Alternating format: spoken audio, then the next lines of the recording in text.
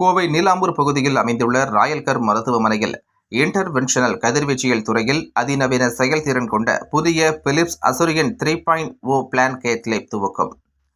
நாட்டில் முதல் முறையாக உயர்நிலை தொழில்நுட்ப இயந்திரமான இன்டர்வென்ஷனல் கதிர்வீச்சியல் துறையில் அதிநவீன செயல்திறன் கொண்ட புதிய பிலிப்ஸ் அசுரியன் 3.0 பிளான் கேத் லேப் துவங்கப்பட்டுள்ளது.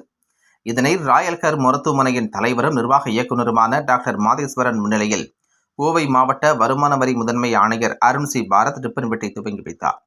தொடர்ந்து இம்மையத்தின் செயல்பாடுகள், இப்புதிய கருவிகளின் செயல்பாடுகள் குறித்து கேட்டறிந்தார். தொடர்ந்து நடைபெற்ற நிகழ்ச்சியின் வாயிலாக கலந்து கொண்ட அனைவரது மத்தியிலும் இக்கருவி குறித்து மருத்துவர் மாதேஸ்வரன் கூறுகையில், தற்போது நிறுவப்பட்டுள்ள இக்கருவி மருத்துவ பணியாளர் மற்றும் நோயாளிகளின் மீதான கதிர்வீச்சு பாதிப்பை 50% குறைகிறது எனவும், துல்லியமான மற்றும் தெளிவான உயர்தர படங்களை வழங்குகிறது எனவும், தீவிர சிகிச்சை நோயாளிகளை சிடி ஸ்கேன் அறைக்கு மாற்ற வேண்டியதை தவிர்க்கிறது எனவும், அறுவை சிகிச்சைக்கு முன்பாக நேரடியாக ஸ்கேனை எக்ஸ்ரே கருவியுடன் இணைத்து முப்பரிமாண படத்தை வழங்குகின்றது. இந்த படத்தின் வழிகாட்டுதல் துல்லியமாக அதிகரிப்பதோடு மருத்துவர்களுக்கான தெளிவையும் வழங்குகிறது என தெரிவித்தார். மனிதனின் கண்களை விட 39% துல்லியமாக புற்றுநோய்க்கு செல்லும் இரத்த நாளத்தை தானாக கண்டறிகிறது எனவும், மேம்படுத்தப்பட்ட முறையில் நரம்புகளை அறிதல், பக்கவாதம், மூளை, இரத்த நாள வீக்கம் போன்ற சிகிச்சைகளுக்கு உதவுகின்றதாக தெரிவித்தார்.